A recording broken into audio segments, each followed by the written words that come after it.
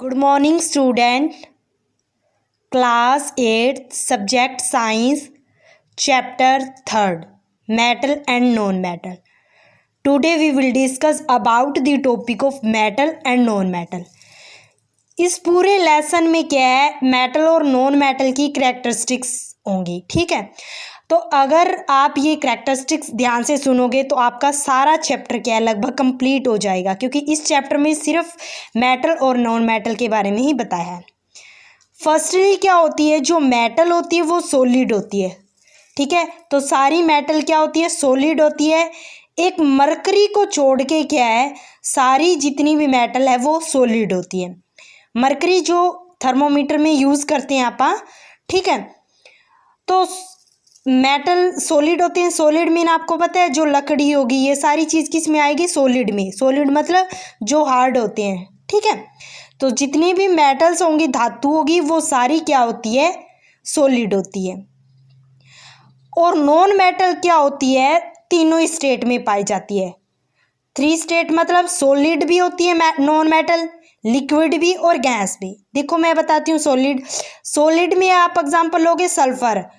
अगर आप सल्फर का पाउडर देखोगे तो वो सॉलिड स्टेट में मिलेगा। अगर आप लिक्विड में नॉन मेटल देखना चाहोगे तो आपको ब्रोमीन लिक्विड में मिलेगी। ठीक है, ब्रोमीन हमेशा किस में मिलेगी, नॉन मेटल, लिक्विड में। और गैस आपको पता है जो CO2 O2 है, ये सारी किस में आएगी, नॉन मेटल के अंदर। दीज है मेटेलिक लस्टर।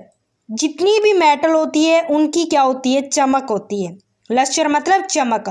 नॉन मेटल क्या होती हैं कि इनके अंदर कोई लस्टर चमक वगैरह नहीं होती। बट अगर आप ग्रेफाइट जो पेंसिल के पीछे होता है ना, सिक्का जो पेंसिल के पीछे ब्लैक कलर का होता है, वो क्या, वहाँ पे क्या होता है, ग्रेफाइट होता है। ठीक है, वहाँ पे नॉन मेटल यूज़ की होती है। और आयोडीन, ये क्या थोड़े थोड़े साइन करते हैं बिल्कुल। जितनी भी मेटल होगी अगर सॉलिड होगी तो ऑब्वियसली सी बात है, सारे सॉलिड क्या होंगे, हार्ड होंगे, कठोर होंगे। बट जैसे सोडियम हो गए, पोटाशियम हो गए, कुछ मेटल आपको बताए जो सॉलिड नहीं होते, वो आप क्या, जैसे सोडियम पोटाशियम है तो मेटल, बट क्या है, ये थोड़े से क्या है, हार्ड नहीं होते, इसलिए आप इसको क्या है, चाकू से कट भी कर सकते हैं। और नॉन मेटल की बात की जाए तो ये बिल्कुल भी कठोर नहीं होते। डायमंड नॉन मेटल में आता है, पर डायमंड क्या होता है, कठोर होता है। कुछ एक्सेप्शन केस है ये। ठीक है, these melting point are very high. इसका जो मेल्टिंग पॉइंट है वो बहुत ही ज़्यादा हाई होता है। मेल्टिंग पॉइंट्स मीन ऐसे टेम्परेचर पे जो सॉलिड है वो लिक्विड में चेंज हो जाए। तो मेटल का क्या है, मेल्टिंग पॉइंटिंग ज़्यादा होता है, और नॉन मेटल का क्या होता है, मेल्टिंग पॉइंट कम होता है। बॉइलिंग पॉइंट भी क्या होगा, ज़्यादा होगा, और इसका बॉइलिंग पॉइंट नॉन मेटल का कम होता है।